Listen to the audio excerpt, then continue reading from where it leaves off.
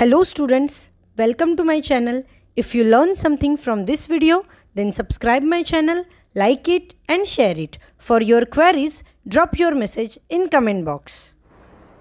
So, इस video में हम बात करेंगे एमएससी केमिस्ट्री जो पास आउट स्टूडेंट्स हैं जिनके पास एमएससी केमिस्ट्री डिग्री है उनके लिए 2021 में क्या अच्छी अपॉर्चुनिटीज़ है. So there are 3 best opportunities, that is ONGC, FSSAI and TIFR. ये तीनों के रिक्रूटमेंट आए हैं. तीनों की जो ये पोस्ट निकलते हैं हर साल, वो तीनों के पोस्ट निकले हैं eight A time.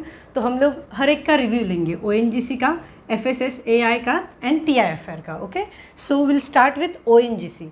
So one of the best opportunity. So ONGC में जो रिक्रूटमेंट निकला है that is eligibility criteria is MSC chemistry with GATE 2021 score. मतलब ऐसा स्टूडेंट जो MSC केमिस्ट्री है और जिसके पास गेट 2021 जो क्लियर है गेट 2021. ओके, वो क्लियर होना चाहिए गेट 2021, नॉट 2020. ओके, 21 का ही है. मतलब ये रिक्रूटमेंट जो ONGC का अभी आया है वो 21 का रिक्रूटमेंट है. तो गेट स्कोर उसका 21 का ही चाहिए. ओके, वो गेट क्लियर होना चाहिए और वो जो गेट स्कोर कार्ड है उसके पास होना चाहिए. वो स्टूडेंट्स यहाँ अप्लाई कर सकता है, मतलब फॉर्म फिल कर सकता है. ओके, सो कहाँ फॉर्म कौन फिल करेगा वो समझ में आया. MSC chemistry with GATE 2021 valid score. Okay, मतलब जो गेट क्लियर का स्कोर रहता है वो स्कोर होना चाहिए उसका.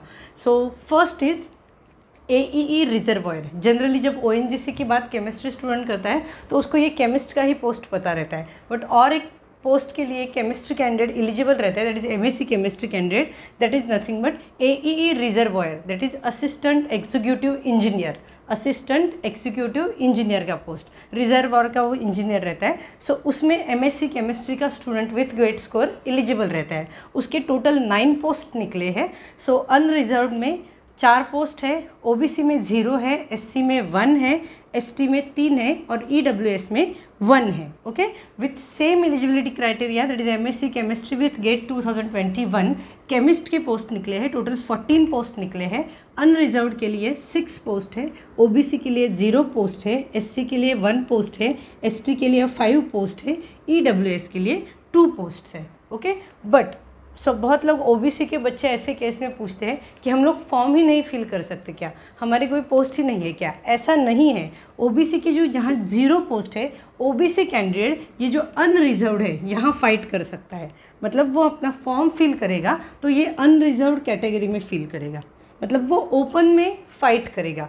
कोई भी स्टूडेंट ओपन में फ़ाइट कर सकता है, कोई भी, even ST, EWS, OBC, SC, कोई भी स्टूडेंट जो रिजर्व कैटेगरी रहता है वो ओपन में फ़ाइट कर सकता है. ओपन में फ़ाइट, तो ये जो 6 पोस्ट है उसके लिए OBC का स्टूडेंट फॉर्म फिल कर सकता है. बहुत बार स्टूडेंट ये क्वेश्चन पूछते हैं OBC में जगह नहीं है तो हम लोग फॉर्म ही नहीं भर सकते क्या. तुम लोग भर सकते हो, ये पोस्ट के लिए भर सकते हो. Okay, so that is about post. अब तुम लोगों को जो ऑनलाइन फॉर्म फिल करना है, ONGC की वेबसाइट पे जाके वो फॉर्म फिल करना है. वो जो एडवर्टाइजमेंट का और फॉर्म फिलिंग का जो लिंक है वो मैंने डिस्क्रिप्शन बॉक्स में दिया है. ओके, तो डेट्स क्या है, 11 अक्टूबर 2021 टू 1 नवंबर 2021. एंड तक वेट मत करो, कभी कभी एंड में साइड जैम हो जाता है. तो स्टार्टिंग में ही जितना जल्दी हो सकता है अपना फॉर्म फिल करो. Okay, so that is about number of post, your eligibility criteria, dates, तुम लोगों को कब तक फॉर्म फिल करना है, कहाँ जाके फिल करना है. ONGC की साइट पे ही और कहीं से भी नहीं. ONGC का जो एक्चुअल साइट है उस पे जाके तुम लोगों को फॉर्म फिल करना है. प्रॉपर उन्होंने स्टेप बाय स्टेप दिया है, उसी तरीके से फिल करना है. तुम लोगों के ओपन कैटेगरी को और OBC कैटेगरी को 300 रुपीज़ फ़ी है. बाकी SC, ST, EWS के लिए कोई फ़ी नहीं है.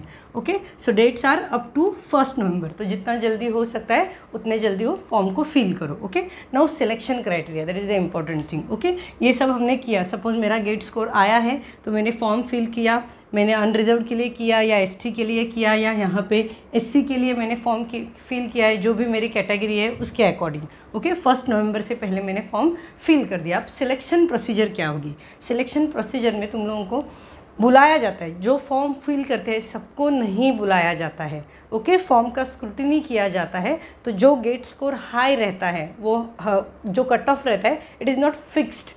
According to this number of students, number of forms, number of post, वो लोग एक गेट स्कोर डिसाइड करते हैं। मतलब या तुम लोगों का जो भी एयर रहता है ऑल ओवर इंडिया जो रैंक रहता है, अकॉर्डिंग टू दैट वो लोग उतने रैंक तक स्टूडेंट्स को बुलाते हैं। सपोज 1 to 100 जिनका रैंक है उनके बीच के सभी स्टूडेंट्स को बुलाया जाता है इंटरव्यू के लिए। सपोज हर बार वो अलग क्राइटेरिया रहता है। सो जो स्टूडेंट्स को इंटरव्यू के लिए बुलाया जाता है उनका जो 100 मार्क्स का एग्ज़ाम टाइप या 100 मार्क्स जो दिए जाते हैं वो इस तरीके से दिया जाता है। उसका जो ओवरऑल एजुकेशन क्वालिफिकेशन है, तुम लोगों के बीएससी के मार्क्स, एमएससी के मार्क्स, ओके, तो उसके बेसिस पे उसको 25 मार्क्स दिए जाते हैं। ओके, गेट का स्कोर है उसके बेसिस पे उसको 60 में से मार्क्स दिए जाते हैं। ओके, एक रैंक डिसाइड किया जाता है गेट के स्कोर के अकॉर्डिंग, और 60 में से तुम लोगों को गेट के स्कोर के अकॉर्डिंग मार्क्स मिलते हैं। और जो पर्सनल इंटरव्यू रहता है जिसमें तुम लोगों को जनरल क्वेश्चन पूछे जाते हैं या तुम लोगों की खुद का इंट्रो पूछा जाता है, कॉन्फिडेंस चेक किया जाता है, पर्सनैलिटी चेक की जाती है, उसमें तुम लोगों को 15 मार्क्स दिए जाते हैं। Okay, so 25, 60 and 15 overall marks कितने दिए जाते हैं? 100। और ये जो 100 मार्क्स है उसके बेसिस पे तुम लोगों का सिलेक्शन होता है। यहाँ जिसका हाईएस्ट मार्क्स है उसका सिलेक्शन होता है। अब और एक इसमें क्राइटेरिया है, अगर कोई एक्स्ट्रा एजुकेशन क्वालिफिकेशन है, फॉर एग्जांपल पीएचडी, तो यहाँ पे +5 मार्क्स होते हैं, +5 मार्क्स होते हैं। अगर वो सभी क्राइटेरिया में बैठ रहा है, पीएचडी स्टूडेंट है, पीएचडी कंप्लीटेड स्टूडेंट है, वो गेट 2021 है, फॉर्म फिल किया है, तो उसको +5 मार्क्स एक्स्ट्रा दिए जाते हैं क्योंकि वो ओवर क्वालिफाइड है। Okay, so that is about one thing. Another thing is ये जो इंटरव्यू रहता है, मे बी तुम लोगों का ये स्कोर बहुत हाई होगा, ये स्कोर बहुत हाई होगा, बट इंटरव्यू तुम लोगों को इंटरव्यू को क्लियर करना ही पड़ेगा। तो इंटरव्यू में तुम लोगों को मिनिमम 9 मार्क्स लाने ही रहते हैं। अगर ऐसा कोई स्टूडेंट है जिसको यहाँ बहुत मार्क्स है, यहाँ बहुत मार्क्स है, और इंटरव्यू में उसको 7 मार्क्स आ गए 15 में से, तो वो स्टूडेंट यहाँ मतलब वो हट जाएगा। इट इज़ लाइक वो ये 3 स्टेप्स है, इसमें भी पास होना चाहिए, इसमें भी पास होना चाहिए, इसमें भी पास होना चाहिए। तो इसमें अगर 9 से पहले तुम लोगों को मार्क्स आ जाते हैं 7, 8, तो तुम लोग यहाँ फेल हो जाते हो। तो ये स्कोर कितना भी आ जाने दो, तुम लोग यहाँ क्वालिफाइड नहीं हो पाओगे या यहाँ पे सिलेक्ट नहीं हो पाओगे। Okay, that is one thing. Another thing is अगर किसी का टाई हो जाता है, सपोज दो स्टूडेंट्स को 82 मार्क्स मिले हैं, ये जो 100 है उसमें से, तो ऐसे केस में वो 2 स्टूडेंट्स का गेट स्कोर देखा जाता है। तो गेट स्कोर जिसका हाईएस्ट है उसको फर्स्ट प्रेफरेंस। सपोज इसका गेट स्कोर है 84, ओके, और इसका गेट स्कोर है 81, तो ये 84 वाले को पहले लिया जाएगा, उसका वो डिज़ायरेबल कैंडिडेट है। सो अगर जब टाई होती है तो गेट स्कोर देखा जाता है। और अगर दोनों का गेट स्कोर भी सेम ही है, सपोज़ उनका ये टोटल भी सेम है, गेट स्कोर भी सेम है, तो ऐसे केस में, बहुत रेयर केस ऐसे रहता है, बट जो एडवर्टाइजमेंट है वह उसमें मैंने पढ़ा, ऐसे केस में जिसका एज ज़्यादा रहता है, जो ज़्यादा एल्डर रहता है, so that person is consider as senior, और फिर उसको सिलेक्ट किया जाता है। ऐसा रेयरली होता है कि तुम लोगों की यहाँ की भी टोटल सेम है और ये गेट स्कोर भी सेम है, बट ऐसा लिखा हुआ है। So that is the criteria. So that is all about your overview of ONGC selection for chemistry students. So chemistry with GATE 2021. Okay, so that ONGC का जो AE का post है, that is assistant executive engineer, उस post में eligibility criteria MSc chemistry है। Okay, MSc chemistry, but उसके साथ उनका और एक क्राइटेरिया है, जो MSc कर रहा है वो स्टूडेंट BSc में उसका जो ग्रुप है वो ग्रुप PCM चाहिए, that is physics chemistry math. अगर कोई स्टूडेंट CBZ केमिस्ट्री, बॉटनी और जूलॉजी लेके BSc किया है तो वो स्टूडेंट एलिजिबल नहीं है। मतलब BSc के वक्त तुम लोगों ने फिज़िक्स और मैथ्स पढ़ना ही चाहिए, तभी तुम लोग इस पोस्ट के लिए अप्लाई कर सकते हो। अदरवाइज़ तुम लोगों के पास एक ही पोस्ट रहता है ONGC का, that is nothing but chemist post. So AE के लिए अगर अप्लाई करना है तो तुम लोगों का जो BSc का ग्रुप है वो PCM होना चाहिए। Okay, clear? So the next opportunity is Food Safety and Standards Authority of India, that is nothing but FSSAI, Food Safety and Standards Authority of India. Okay, यहाँ 3 जगह पे MSc केमिस्ट्री के post निकले हैं। That first is food analyst, 4 post निकले हैं।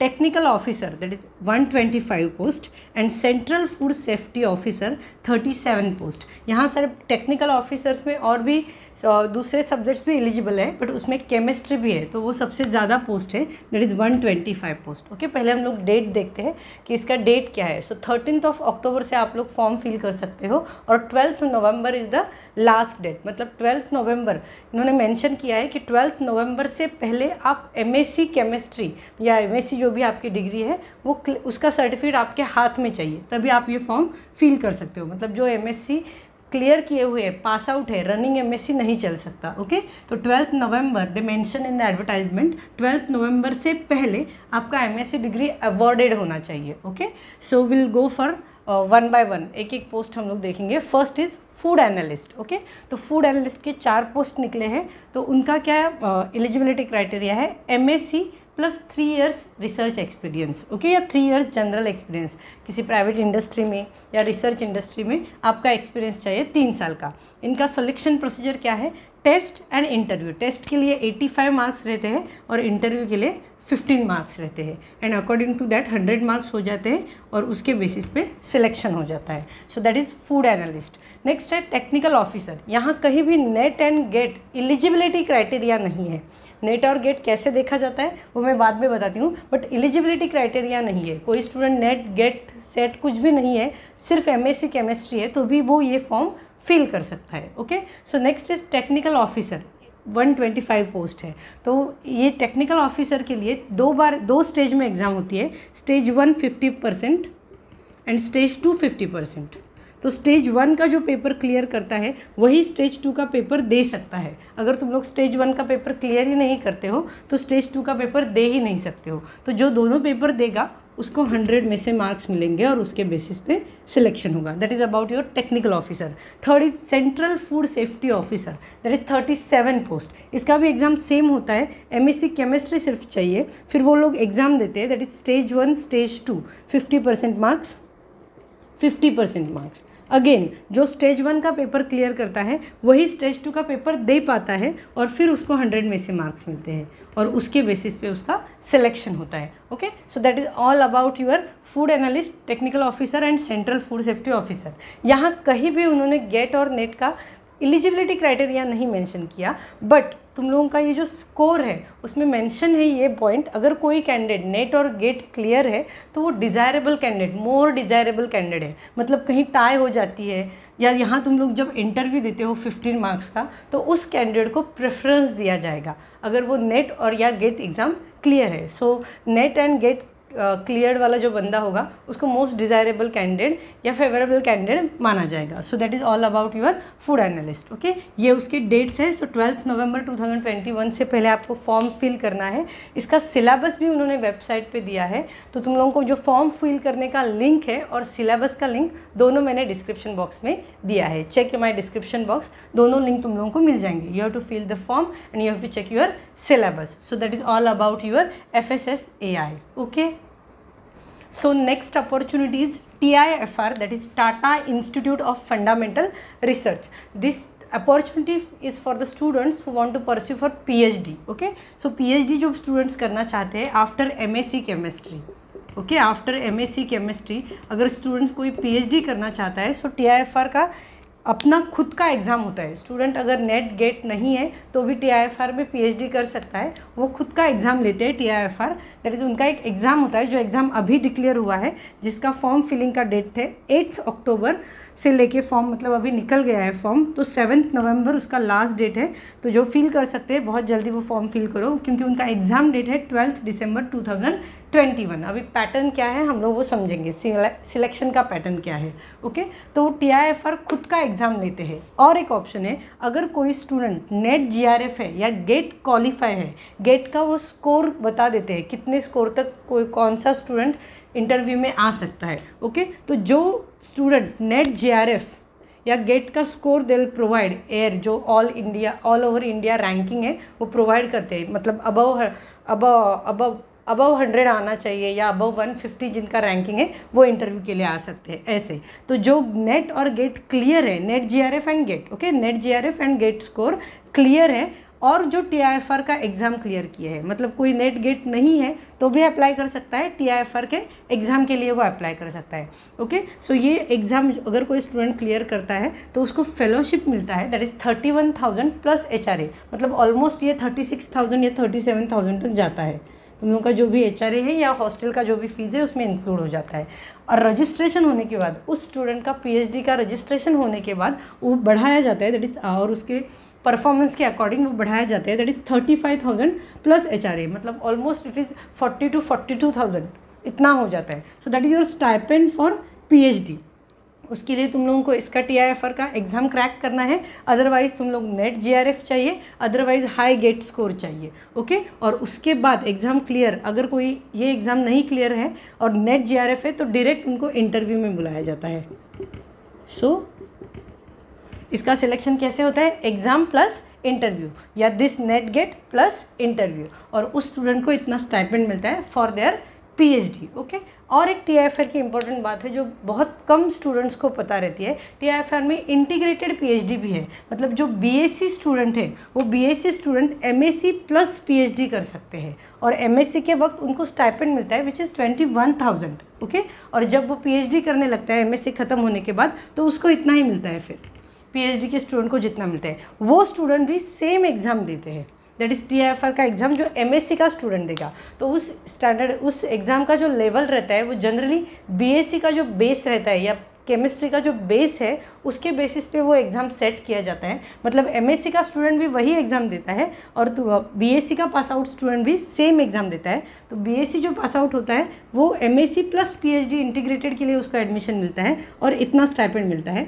और जो MSc का स्टूडेंट सिलेक्ट होता है वो PhD के लिए एडमिशन लेता है और उसको इतना फेलोशिप मिलता है। सो 8 अक्टूबर 2021 से उनका फॉर्म स्टार्ट हुआ है, ऑनलाइन फॉर्म फिल करना, और 7 नवंबर इज़ द लास्ट डेट। इसका जो लिंक है वो लिंक मैंने डिस्क्रिप्शन बॉक्स में दिया है, और सिलेबस का भी जो लिंक है, TIFR अपना सिलेबस प्रोवाइड करता है एग्ज़ाम के लिए, उसका लिंक भी मैंने डिस्क्रिप्शन बॉक्स में दिया है। So these are 3 important opportunities, that is ONGC का हमने डिटेल देखा, फिर FSSAI का डिटेल देखा, and TIFR which is PhD opportunity. Okay, so ये तीनों अपॉर्चुनिटीज़ बहुत अच्छे अपॉर्चुनिटीज़ है। अगर कोई स्टूडेंट MSc केमिस्ट्री है और यहाँ जाना चाहता है और यहाँ सिलेक्ट हो जाता है तो बहुत बड़ी बात है, उसका पूरा फ्यूचर सेट हो जाता है। Okay, so that is all about your good opportunities और best opportunities. Thank you. Don't forget to subscribe my channel, like it and share it. Thank you.